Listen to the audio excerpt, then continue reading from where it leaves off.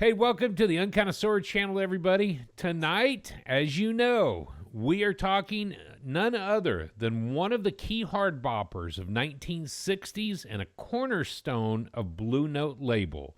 His album, and the song specifically, almost speculated kept Blue Note from bankruptcy. Tonight's album, none other than Lee Morgan's Sidewinder.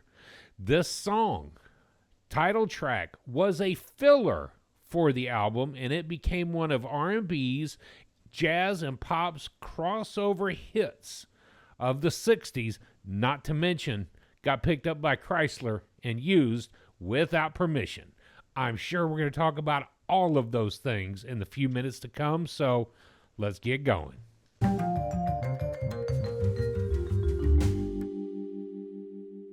Welcome, y'all. Welcome. It's good to see your smiling faces up there on the screen. Yeah, you too. Definitely. This has been a great week in music. It's been a great album to listen to, Dad. So when you picked this, I told you then, oh, what a great week it's going to be to play and listen to Sidewinder. Yeah. It's actually the Sidewinder. The Sidewinder.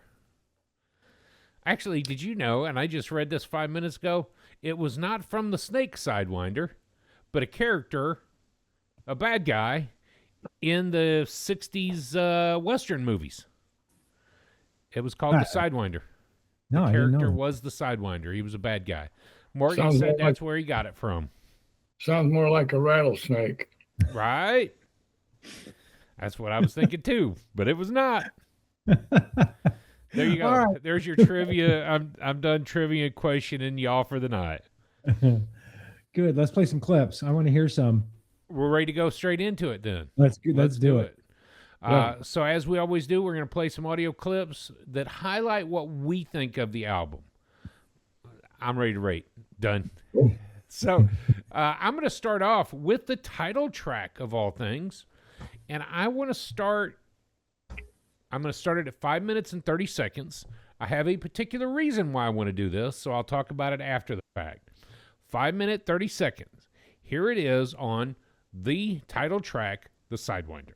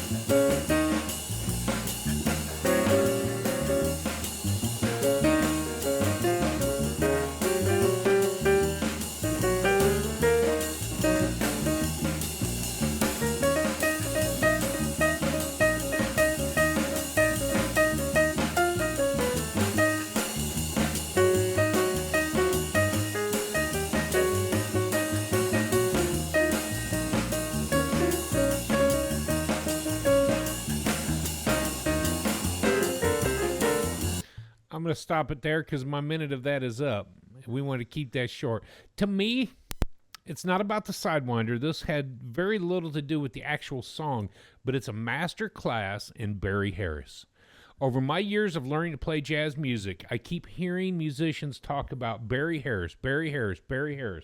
This was the first real album that I've gotten to really listen to Barry Harris. He is still teaching us today through songs just like this, the simplicity of the rhythm when it comes to a one-note solo. And to hear this on the album, this is Barry Harris showing us how it can be done through rhythm. And as the boogaloo was defined at the time, he really has the rhythm of that boogaloo. You want to dance to a one-note solo. So that's why I picked that clip. Well, it's a great clip anyways. It's a great song anyways. That song holds a special place in my heart because I had the GRP All-Star Big Band album since I was, I don't know, 20 or 21. It was one of the very first jazz albums I think I ever bought, the GRP All Star Big Band. I knew nothing about jazz back then, but I fell in love with the album.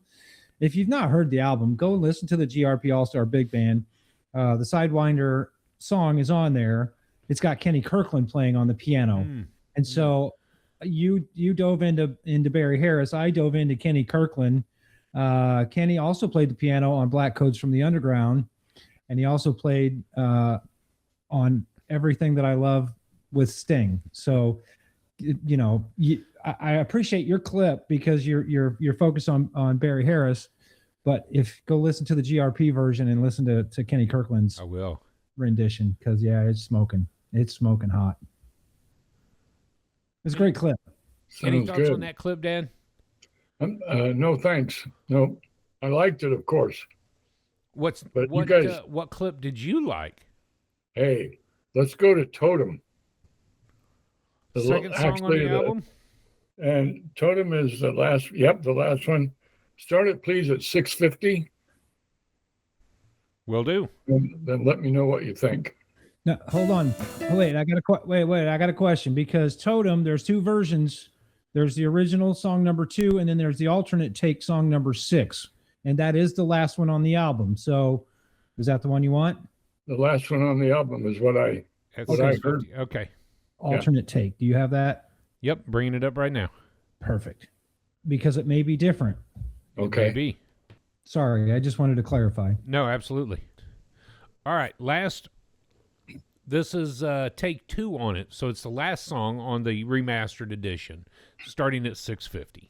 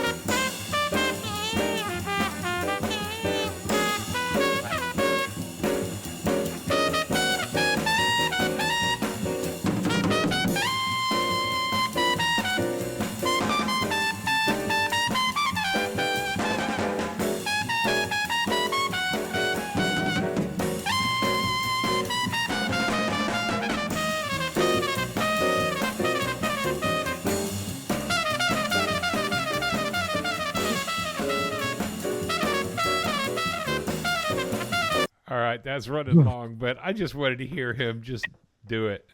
That was a long minute. It was a great minute.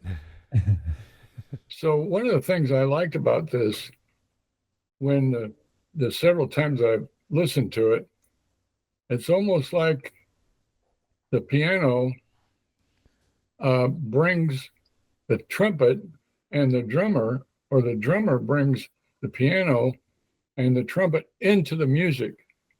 It's like a door opening for more trumpet, and then the trumpet plays and creates an opening for the other musicians to come on board. So it's a great blending of their instruments and a great blending of sound, and definitely there's rhythm to it.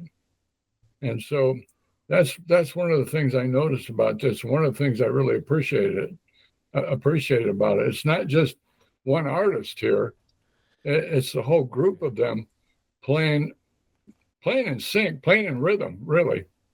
And so blended so well together. That's where I'm coming from. Yeah, I like the clip. I like it a lot. We do talk a lot about the awareness. Were the musicians aware of the time, what was going on with the band members around them? And that hit almost throughout this entire album.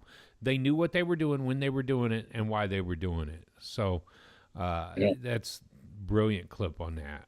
Yeah. Good. What? Well, I like the creativity there. Like you said, for the drummers and the piano player to maybe back off just a minute and let him come out and shine, and then he backs off for a minute and lets one of the other, the creativity there in that clip especially shows it just shows how well they worked as a unit. Yeah. Yep. The changing of the rhythm as well. You make that difficult when you're changing from one, like Night in Tunisia was what we were playing last night at Sunday Night Jazz, and you go from that Latin beat to the bridge, which is just swing. It is very tough to change your mentality to be able to play two different types of rhythms, which is what they did flawlessly in that clip. Yeah. All right, Matt. Okay. Talking about clips. Talking about clips. Song number 3 on the album is called Gary's Notebook. I love the head. I love the melody, the medley. The melody. So play me just the first minute of Gary's Notebook.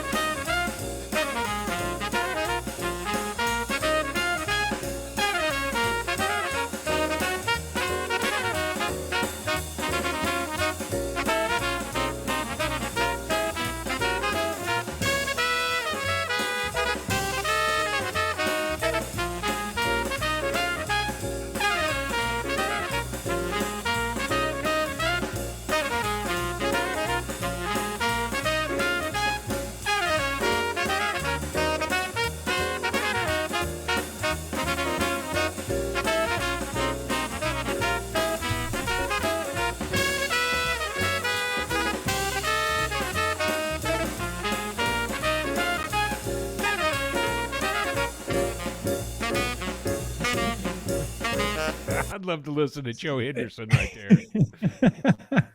Joe Henderson for 2, please. Yeah, right. So for much the same reason Dad mentioned, the trumpet and the sax are playing the same rhythms, different notes. Of course, they're playing just a few steps apart. But I like the interaction between those two right there in the head. It's such a catchy melody, anyways. We were on our walk tonight, took the dog for a walk, and I couldn't get it out of my head. I was moving my feet, da da da da da da da da da da. It's just a catch. It got stuck in my ears. That's why I picked the clip. So, were you playing hopscotch while you walked? I was trying not to, but Midas was taking us on a pretty. He likes to walk a little faster, so I was trying to keep up. Yeah, we were trying to keep up with him, and that was what was going through my head. Keeping the time, keeping my feet moving with him. So the other question I have for you, I could just imagine you guys got your fingers on the valves, and you're playing away with it. I can just see you guys in your mind, just playing that trumpet piece. It'd be a fun song. It was like Night in Tunisia when you start moving those valves and you just forget where your fingers are supposed to go. You go, okay, cool. That was fun. But how did I get there? I could see myself learning Gary's Notebook just for that reason. Well, I'm sure we could match the notes, but we couldn't match Lee's tone. I made notes all week long about his tone and how controlled he was. Even in the high register, it's hard to keep that full round tone sometimes. Your lips get tired, you're blowing air through the mouthpiece, and your body's tired. And he keeps that full round tone even in the upper register. Yeah. And then handles it so well when he has to come back down, and it's just a round. Picture this though, as far as that tone, you grow up and your influence is Clifford Brown. You want to grow up to be like Clifford. Then at 18 years old, you're playing in the Dizzy Gillespie Big Band. I get it. Will you have that high note, big round sound if those two are influential in your life? Oh, absolutely. Yeah. And of course, from Clifford, you get the Fats Navarro influence. So I can imagine an 18-year-old kid being influenced by those 3 names, Fats, Clifford, and playing with Dizzy. Mm-hmm. You're a prodigy kid. working with Dizzy, you're gonna have that tone. Yeah, Lee had it. I like. Well, Dad, did you get a chance to watch? I Call Him Lee. I Call Him Morgan. I call it Morgan. I watched about 35 minutes of it. Yeah. Okay. So you did see the section where they mentioned that he was playing in Dizzy's band, and he came up to solo and almost challenged Dizzy. I love that part of the movie. Yeah. I do, because it takes some cojones to get up on stage and challenge not only your mentor but Dizzy Gillespie, you know, Yeah. and hanging with him at 18 years old. Yeah. So As a kid, you're pushing him. yeah. So I had one more clip I want to listen to, Please. which was originally the clip that I wanted. But we got into Sidewinder right before we hit record, and I'll 30 seconds. This is, to me, I'll tell you in a moment, but it was from Oh Boy, What a Night. What a Night. Boy, What a Night. I'm sorry. It's a Barry Harris solo again. I'll play 30 seconds of it, and then we can get back to more of Lee.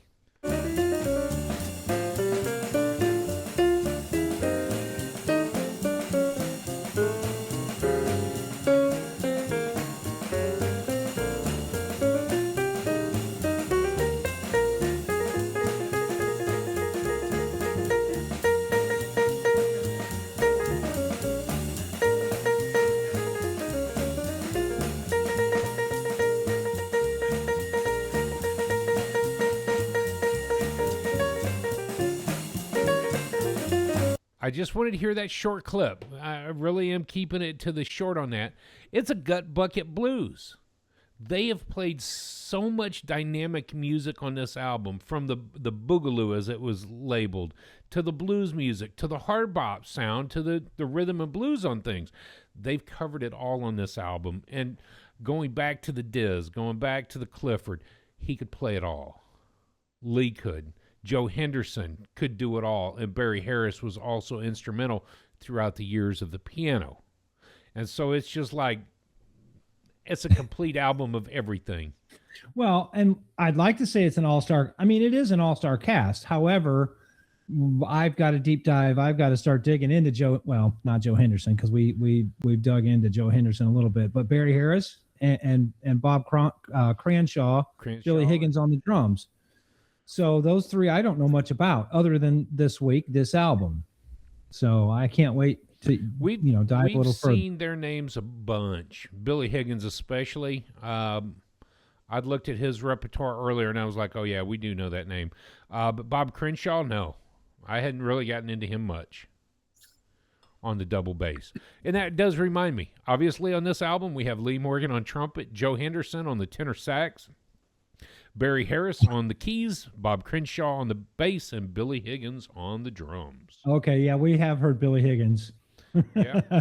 Oh yeah. He played with Ornette Coleman on Something Else and The Shape of Jazz to Come. So yeah. Imagine that.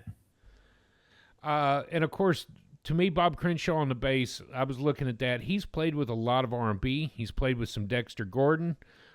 He's played with Slide Hampton, of course, Barry Harris, Jimmy Heath, and again on Joe Henderson album. He never really had a whole lot of as a leader. So that's probably why we didn't hear him. Nat Adderley, a couple albums with him. And then I saw here, where was it? Because I was watching the Blues Brothers this week. He played with Ray Charles. I love the Blues Brothers, by the way. I was editing videos, so I thought, I'll put the Blues Brothers up. I could, so I did.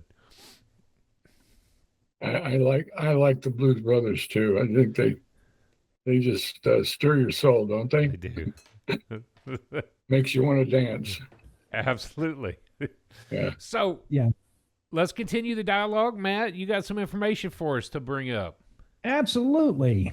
Just like I've said for 110 weeks now, whatever you do, do it to jazz. You're going to hear in our weekend music coming up in just a little bit. That's pretty much what we do. We listen to jazz, if not all the time, 99.9% of the time we're listening to jazz. So, of course, this week, the Sidewinder from Lee Morgan. I did go ahead and put a picture, picture of the album art on there. It's definitely a Blue Note album cover. I like it. I don't know what. There's not much to say about the album art. It's just it's cool. It's got a picture, of Lee up there holding the horn, playing the horn, and his name in big horn letters. I mean, yeah, call it what it is. It's an awesome Blue Note album cover. Yes, it's very recognizable. Let's put it that way. Yeah. To me. Brief bio about Lee. Lee joined the Jazz Messengers. That would be Art Blakey and the Jazz Messengers in 1958. The title track, The Sidewinder, as Drew mentioned earlier, it did crack the pop charts in 1964, and it was Blue Note's all-time best-selling single that they had. So I highlighted that it's a Rudy Van Gelder studio recording because I love RVG recordings in the first place. I wouldn't want to. I don't think I'd want to hear this recording under any other studio besides RVG. No. So I did go ahead and put the Chrysler misused the Sidewinder, and let's talk about that for just a minute. Drew and I, you and I have had conversations about it this past week, but for those maybe who don't know, in '64, Chrysler ran commercials using. It was 1965 during the World Series. During the World Series, yeah, yeah, they used the Sidewinder, the song, in their advertising without paying for it. They didn't buy any rights from Lee or Blue Note or anybody else to use the Sidewinder. Just dropped it into their advertising. Yeah, and it wasn't until the next day when Lee found out, and of course. Put a lawsuit out there, threatened Chrysler immediately over the misuse or illegal use of a copyrighted material. They settled out of court and removed the advertisement immediately. But I can imagine that well into his lifetime, he would have been getting royalties for that. Yeah. Especially in '65 during the World Series. I mean how frustrating to an artist, from an artist standpoint, how frustrating it is for you to do all the work and then somebody like Chrysler come out and not even bother to ask or pay you up front or make a contract, a deal, and then just use your, I just can't imagine how frustrated and angry that Lee would have been. Yeah. A lot of time, a lot of energy gone into it just to have somebody steal it. Yeah. So they settled out of court for a little bit of money. I couldn't find any specific details listing what it was, but one of the articles that I read is that his royalties would be kind to him for the rest of his life. So I again, if you look at it from music today, you could put millions of dollars on the table for the use for a song like that. Yeah. Had it been a baseball game mid-season, it's one thing. But it was the World Series. And in '65, it's not like everybody and their brother was watching it on television live. You had to. So you didn't get replay. You're not going to watch it on Netflix a week later, or don't talk about it because I got to go home at midnight after my shift and watch it. You watched it live or you didn't watch it at all. So yeah. That was before VHS even. So you back couldn't when record. the rainbow was still black and white. Year after Dad graduated from high school. 1960. Yeah, I had already graduated in '65. Yeah. So, it had to have been tough. And, of course, he's used to it. It's on the pop chart. It's everywhere by 1965. So it may have just been a surprise. I get it, but he's bringing in royalties from that being on the pop chart. Oh, yeah. Being on the jazz chart, from breaking through. On the wiki page, it also says that it was a theme music for a television show. Yes. It doesn't mention which show. So yeah, that was probably with royalties too. It was it was funny, Matt, because we talked about this prior to the Olympics. Mm-hmm. We'd known of this issue with Sidewinder, and then you text me, "Hey, have you watched the Olympics yet to see the Ford commercial where they're using Kinda Blue?" Wasn't it a Ford? No, Chrysler. Was it Chrysler? Oh, No, Dookie, who was it? Google it I thought for me. I thought it was Jaguar or Land Rover, maybe.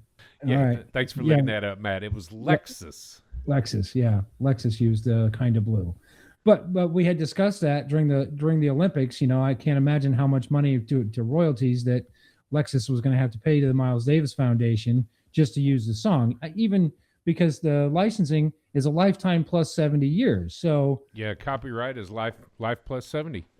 so It was Blue and Green, wasn't it? yeah. Is the song from that was playing there.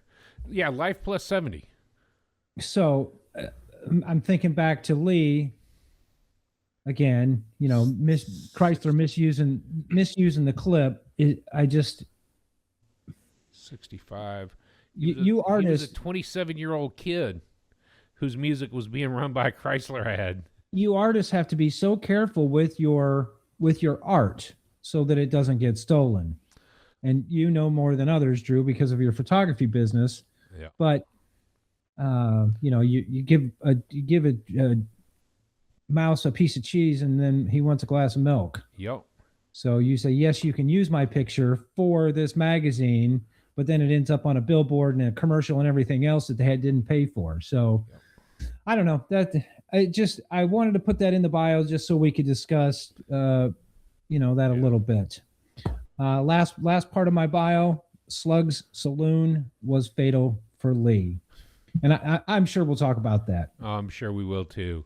The timeline of Lee was just very interesting because you realize at 33 in Slug's Saloon, he lost his life. He was only 33. He had experienced an entire lifetime of recording music and playing with some of the brightest and best in the 50s, 60s, and into 72, then he lost his life. 56 through 58, he was with Dizzy's Big Band. 58, Blue Train with John Coltrane and his solo work, and that's phenomenal. 58 through 61 with the Jazz Messengers, and he recorded on Moanin', one of our favorite albums. 61 to 63, he was back at home to recover from his drug addiction, and then back in 63 into New York. From there to 72, he recorded over 20 albums as a leader in 9 years. Not to mention how many others as a sideman with that. But it was in the 50s, in his late teenage years, when he came to prominence as a hard bopper. So he a short life lived, but the impact and the power that he had through his horn was great reaching. Not to belabor this issue, but Roy Hargrove was found by Wynton. He didn't die of the same thing, but he died way too early. Yep. Lee Morgan was found by Dizzy. His work is phenomenal, but he died way too early. So in my mind, Clifford please Brown. don't come find me. Don't come find me. I'll make a name for myself. Don't come find me. I'm already 50. I can make a name for myself now and not die too young. Yeah. Yeah, Roy was just on my mind when you put the facts side by side. You're like, wow, that's interesting. That Wynton found him at a very young age, and Dizzy found Lee at a very young age, and they both turned out the way they did. So I went ahead and put a quote on the slideshow from Lee. I like this quote, and it kind of goes back to the whole Chrysler thing. The symphonic orchestras have sponsors, people who give them endowments. And I think it should be the same way with jazz, because this is a national treasure. Well, I couldn't agree more. Jazz is really a national treasure since early years. Yeah. Yeah. Well, national treasure enough that the album was inducted into the NRR Library of Congress as crucially historical album. So that was in 2024. Sidewinder was inaugurated to the archives. As it should be. As it should be. Yeah. His last couple of years, from 70 through his 72, he was a big advocate and a political voice for getting jazz musicians recognized in that manner. A lot of radio and a lot of television were using your classical type music. They would use the big bands of the sounds, but they weren't ever focusing on the jazz music. So he was with, I forget the group, it was Jazz for the People or Jazz of the People, trying to promote the jazz industry to get into those elements in the 70s. And I think that goes right back to the 70s and Clark Terry breaking down the door at the Tonight Show and becoming one of the first first African-American permanent features on The Late Show, The Tonight Show, one of those shows. So Lee fought for that too in 70 through 72. So I know what you're doing. I know you're just trying to not make it so that we don't get this or that this week. I'm trying to avoid that. Moving right along. I'll let Dad answer this first. Okay. How about this? Or that. Since we're there, since my mouth is warmed up, Matt's picked 2 killer albums this week. And I love you for them because they both need to be listened to. This week's This or That, I'm going to steal it from you, Matt. Week number 10, we've got John Coltrane's A Love Supreme or Keith Jarrett's Cold Concert. Both of them black and white album covers, so you can't choose one that's bright and vibrant. They both have very significant meaning. Okay, Dad, you've listened to both albums. You've got to pick one album to listen to. Which one's it going to be? I'm going with the Cold Concert. Oh, you dirty dog. Keith Jarrett, baby. Keith Jarrett all the way. You dirty dog. I recognize that Love Supreme is very historical. Yeah. And it's broken down into 4 parts. But I still prefer the historical value of the Cold Concert. All right, and Drew? what Keith Jarrett did to open the way. Yeah. Matt? Me? Yeah. I go, okay. All right, I'm picking Love Supreme. Love Supreme. Sorry. I love Cold Concert. I love Cold Concert. I really do. But if I had to choose one or the other, it's going to be Love Supreme. I wonder what it'd be like to listen to both of them at the same time. I don't know. I'll listen to both of them again this week because I listened to both of them last week. After listening to New High, you of course want to go to listen to some Keith Jarrett doing the solo stuff. But after all the chill, you need something. Yeah. And Love Supreme. Okay, I'm going with Love Supreme. I'm in a hyper kind of moment right now. Love Supreme it would be. What do you have in your water? I just opened it fresh out of the refrigerator. All right. So we'd like to hear what you guys think. Please, if you would come to theunconnoisseur.com, click on the this or that link on our webpage. You can vote on our Google sheet, or you can just leave your comment in the comment section below. This or that. This week for me is going to be John Coltrane. You can leave your this week for me in our comments, and I'll add it up at the end of the year or something, just so we can get a tally of quotes. All right. I just want to say thank you for letting me do the slideshow. Check us out on the radio station, the WTUR.org. That's our 24-hour jazz radio station. We also have a merch store. You can find the link at theunconnoisseur.com. Again, at theunconnoisseur.com, you can do this or that. For our podcast, you can listen to our podcast on Amazon Alexa, iTunes, and Spotify.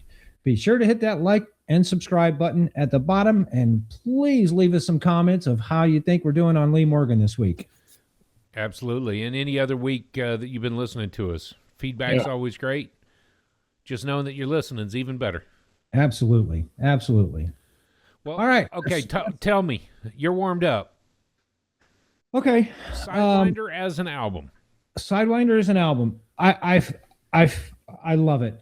I love every aspect of the album. I never wanted to turn it off. I didn't stray far away this week from Lee. I'll tell you what I listened to later, but I love Lee's control. I love his tone. His hyper awareness of where he's at in the tune, so that he can either fit in or stand out. The creativity on this album is off the charts for me, and the emotion, again, it's going to get me this week anyways. So I'm not ashamed to say I'm just going to go ahead and rate it right now. I gave this album a 10. Not surprised. I mean, I'm kind of looking forward to getting back to Nate Chinnon's list so that I can be harsh and critical on albums and start scoring lower. But on the albums that we pick, they're all banging. So 10 for me this week. Wow. Dad, what about you? Yeah, I can't articulate quite the same way that you did about the album, but overall, every track has some significance and some meaning. Every track, you can hear the creativity, you can hear the blending of the voices of the artist. You can catch the wave of how this music flows from beginning to end on each track, and I thoroughly enjoyed it. I had no trouble rating it. And since you gave your rating, I'll tell you, I scored it as well at a 10. And again, you said the tone and the richness of the tone, the depth of the tone that Lee Morgan has, and the blending of all these artists. Yeah. And they work as one unit. And so, yeah, I don't have a problem giving it a 10. Good for you. It doesn't surprise me since you picked it. I knew it was going to be a high score for you anyways, yeah. But I'm glad you could go all the way to a 10. To a 10. Yeah. What I chose to do this week, and I realized, Matt, that getting off that list, we were picking the things that we wanted, so it became really easy. I started to realize that I was looking at Lee as a whole. All of his music, his timeline, who he was, what he did, and in the life of Lee. Well, then all the musicians that he's played with, and you start looking at this whole, and I can't rate it from that. So I had to step back today just to hit play to listen to the album. You realize without the bonus track, you're at 40 minutes, 37 minutes, and then another 10 minutes with the bonus track. So it's a short-ish type album. What I found, though, listening today, and just walking away from almost all of my world to sit for 1 hour and listen, all the songs were long. Mm-hmm. All the solos were particularly long. And it almost made me think about Sidewinder being the filler, which is what he said. I just needed something to fill the album, so let's have it. You listen, multiple solos take place. You enjoy every single one of the solos, and those musicians start to work with the solos of the previous musician. So the awareness, the craftsmanship, the spirit and the drive behind the album. I don't know if the Boogaloo was originally in Lee's mind, but Blue Note from that day forward started telling their Blue Note musicians, you need to add this kind of rhythm to your album. See what happens. So as far as like the top 100 from Jazzwise, this would have been one of those key moments from the top 100 albums that shook the world. They began to see this Boogaloo music moving forward from 64. That frame, the phrase Boogaloo became that phrase of this type of rhythm, mm-hmm. which was a combination of a lot of different things. Some from his friends that he played music with as a kid from high school. From their ethnic backgrounds, it was where jazz is. The mixture, the melting pot of all music. To me, it was so cool. The other thing is that he's just back a year after his sobriety.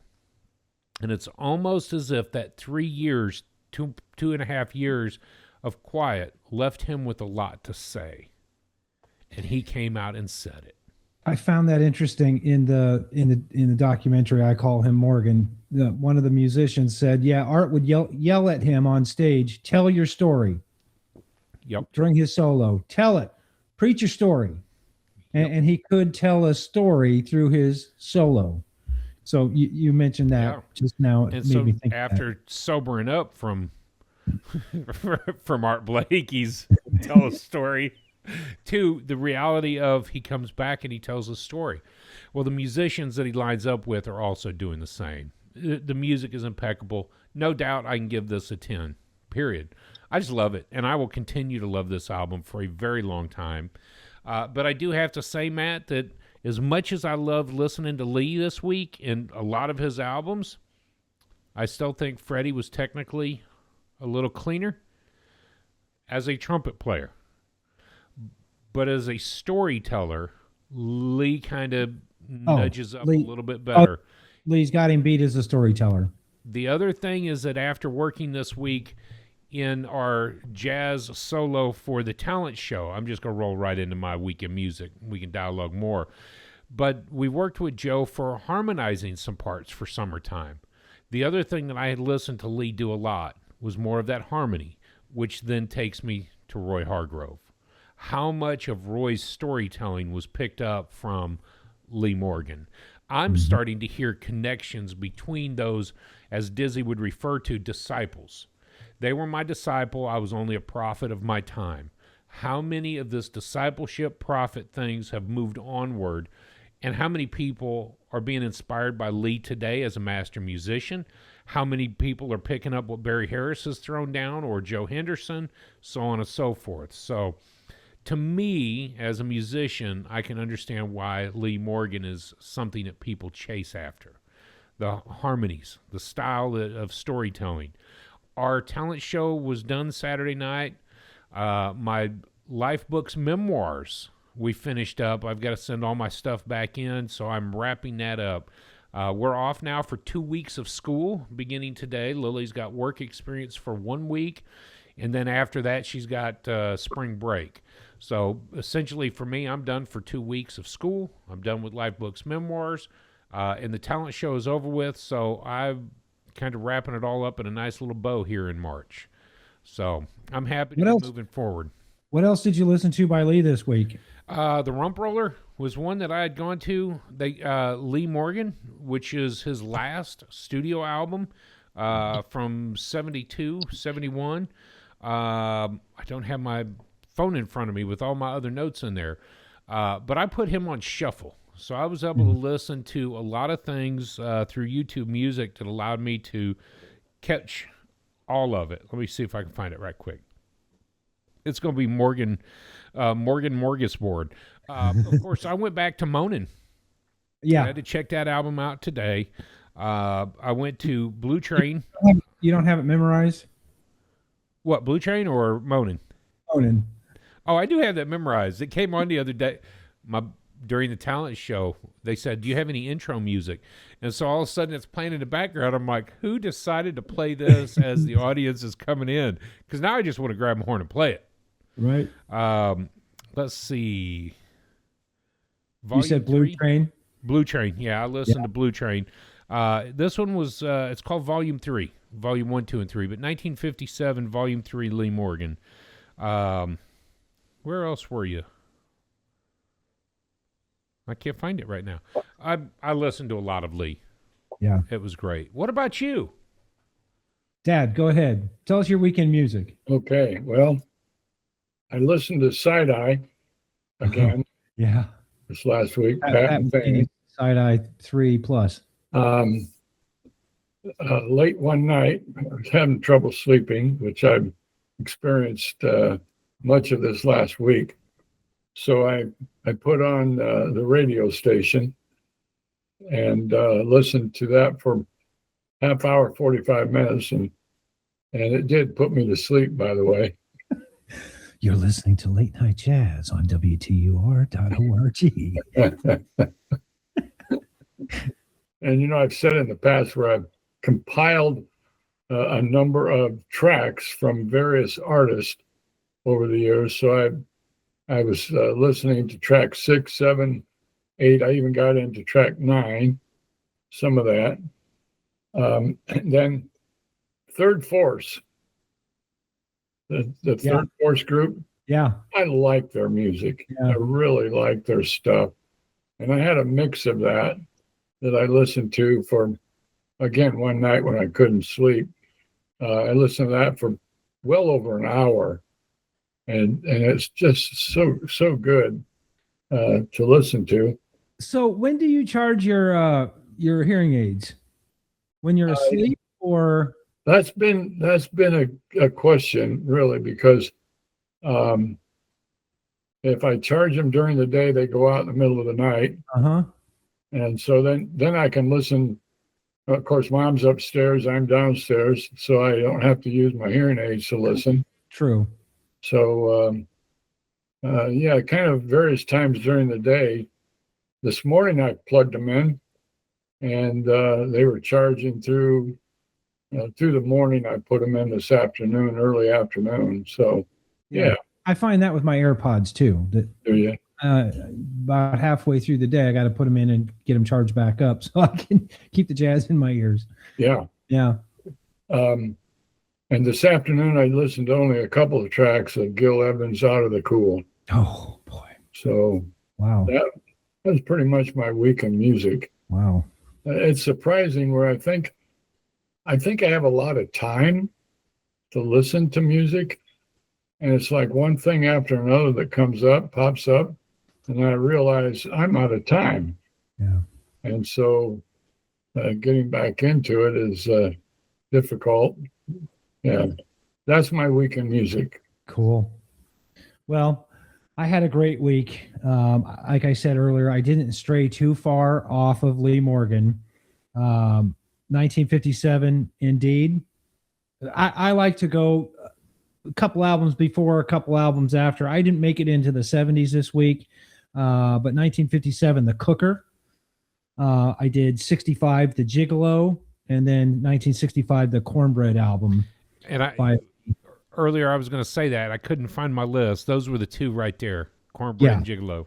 Yeah, because those were also recommended by Penguin Guide to Jazz as the other albums to check out from Lee. So, of course, you had to listen to that.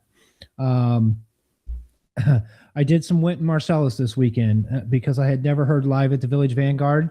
It's a three disc release of him playing live. Black Codes from the Underground song on disc number 1 is amazing. I mean, I like the album version, but I like the live version a little bit better. I wanted to I made a few notes this week. Some other albums that released the same year as the Sidewinder. We've got Miles Davis, 7 Steps to Heaven. Charles Mingus, Black Saint and the Sinner Lady. And then Joe Harriet, Movement. So, of course, 7 Steps to Heaven is not hard to listen to, so I had to put that in my ear. Black Saint and the Sinner Lady is one of my all-time favorite, probably in my top 10 of jazz albums anyways, so it was not hard to listen to Black Saint and Sinner Lady this week. Also this week, Kendra and I went to see the opening night of Lady D performing in percussion in the musical Footloose. So Saturday morning, we probably did ourselves a disservice by watching the movie before we went to the musical, because they can't do word for word and, this, that, and the other. But, I remember the feeling that I had when we left Frozen. She did the musical for Frozen as well. We were elated. It was a great show. Frozen was. The performers were 10 out of 10 top notch. Unfortunately, we walked out of Footloose, and I'd give them 6.5.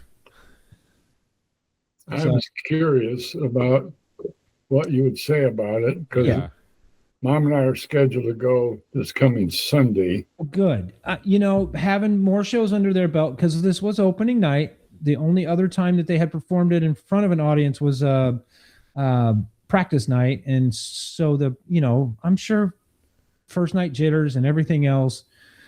The lead character was amazing. The guy who played Ren, his girlfriend was good. Some of the supporting cast was just a little, I don't know. So you're saying the opening night was mid? Opening night was mid. Yep, that's what I'm saying. So that was my week in music. I had a great week. Like you, Dad, I put Inside Eye 3+ again this week because I can't get enough Pat Metheny ever. So I had a lot of music in my ears. So I had a great week in jazz. But I listened to a lot of older stuff. But Dad, why don't you tell us what's new?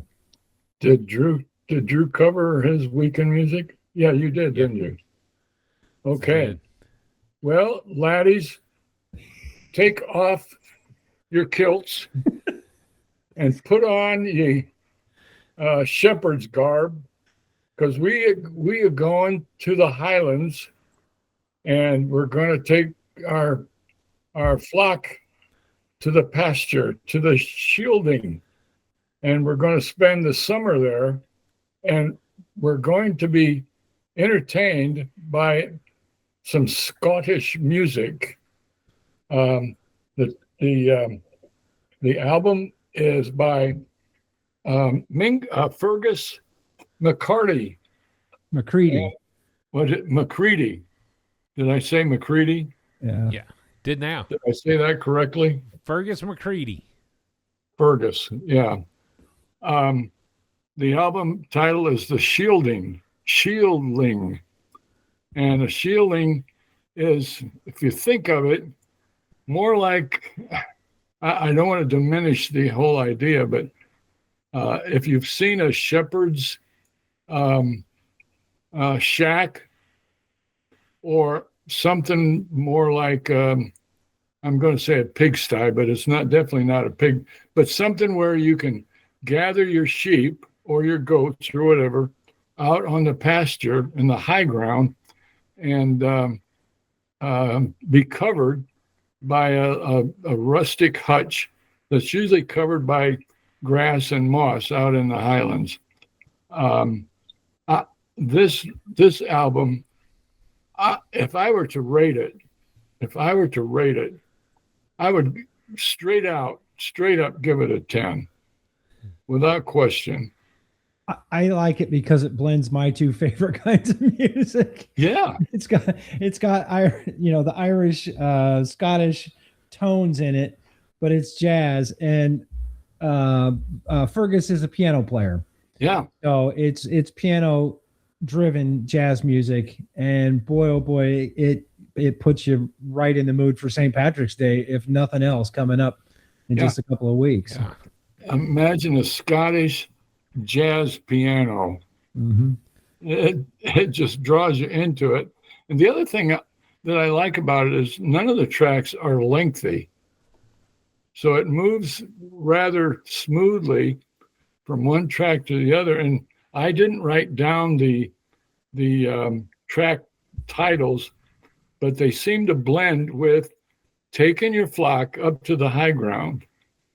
And one of the tracks, the title is Take the Fork. When you get to the fork in the road, take it. When you come to a fork in the road, the path forks. Yeah. Yeah. Wind Shelter, Eagle Hunt. Fairfield, Climb Through the Pine Wood, Lily Bay, Sparrow Song, and Wayfinder. I just pulled that up because I have not yet listened to it. Oh. Wow. I will do that on my drive tonight. You're going to dig it, dude. You're going to dig it. You're going to just love it. And I think our listeners will too. It was released in October of 2025. Yep. Almost brand new. Cool. Well, and it's the Edition Records label. Yep. And Fergus is a roughly 28-year-old who's been playing for some time. And again, our listeners are going to, I believe, thoroughly enjoy this album. Okay. Good deal. Drew, you going to tell us what's next? Well, I will, if that's what you want. Yeah, because go ahead. We are going back to the list in 2000 from Nate Chenning's book, Playing Changes. After our top 100, we decided it would be easier than picking week after week what we were going to listen to because, as we said during the top 100, we'll pick all the bangers that we recognize and listen to only the good stuff that we know of. So finding Nate Chenning's book and reading Playing the Changes and looking at 2000 to current music, and his book covers 2000 to 2018. Dad's back, so we're going back to that list. And we continue on with the fourth album listed in his book for 2000. This is Niels Petter Molvar. The album is called Solid. And this, of course, is Solid Ether. Solid Ether. I'm sorry. Solid Ether. This was on an ECM label. So we can expect what we always expect, some great music coming out of ECM. It's so weird because we hear ECM and we get all excited. This is This is part of our journey learning those labels. There are Yeah, a but lot of I get excited when I hear Blue Note too. I do too. I do too. Well, for me, Riverside became a big hit during Clark Terry Day. So, yeah, some of these things all of a sudden start to make sense. So, I can imagine that we're going to be in for some super great music. I have not gone ahead and listened to this album, so we're back to Nate's book. I have that slide of his book cover if y'all want to order that and look through it. It had some incredible information in it, bringing the music into 2000. We've covered some of the greatest albums from Jelly Roll Morton and Bix Beiderbecke to Black Codes in the Underground, Robert Glasper's Double Booked. We've seen so much because Joe of Harriet's double quintet. absolutely. And come on. we've learned of people like Peter Broadsman and the Art Ensemble of Chicago, Ornette Coleman, Don Cherry. We've had an opportunity to put our ears in all kinds of different jazz genres. So going to the 2000 and newer hopefully brings us an education in the most recent 20 years. Of course, by the time we get done with his list and get to 2018, we'll already be 10 years behind in all of the great music that Dad keeps popping up with What's New, Old Man? Old Man, New Music, Old Man, New Jazz continues to tell us that there's a lot of great jazz coming this year, let alone 2000. So, again, Niels Petter Molvar, Solid Ether is the album. By the way, I did go on YouTube with the anticipation that I would find the complete album on YouTube, but I could only find one or two of the tracks so I couldn't click on the whole album. You're in luck. I'll see you later this week, and I'll bring over all the music. Okay. Oh, it's there. I got it on YouTube You get Music. it? Yeah. You get it on YouTube? YouTube Music. Really? Yeah. Really, I'm not lying. It's right here. The whole album? Whole album. Okay. As long as it's got 10 songs on the whole album. Well, I wonder what I did wrong then, because all I saw, and I scrolled down a long way to get to it. Anyway, We'll figure it out. I'm stay- glad you could find it. Yeah, we'll walk through you with that in just a moment, but stay tuned for next week's episode as that comes out. We'll talk about Solid Ether.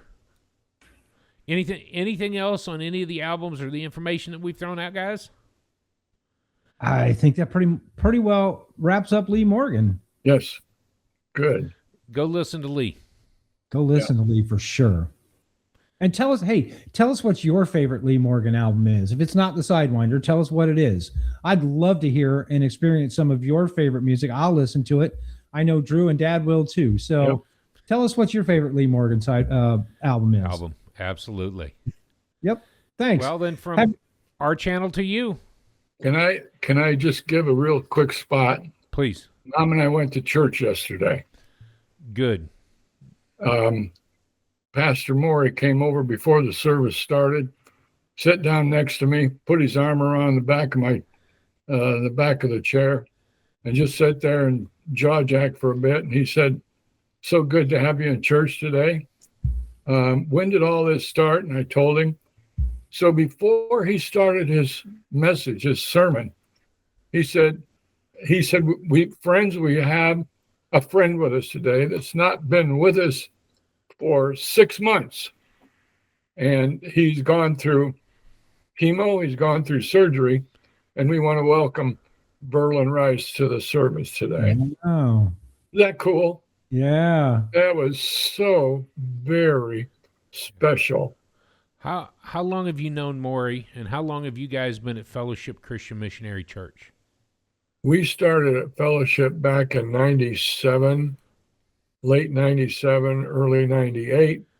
And Maury's been there, maybe 5 years, 4.5, 5 years. And I think he kind of likes us. Well, he likes you because you bring Mom to church. Well, that's exactly and she right. endures taking you to church.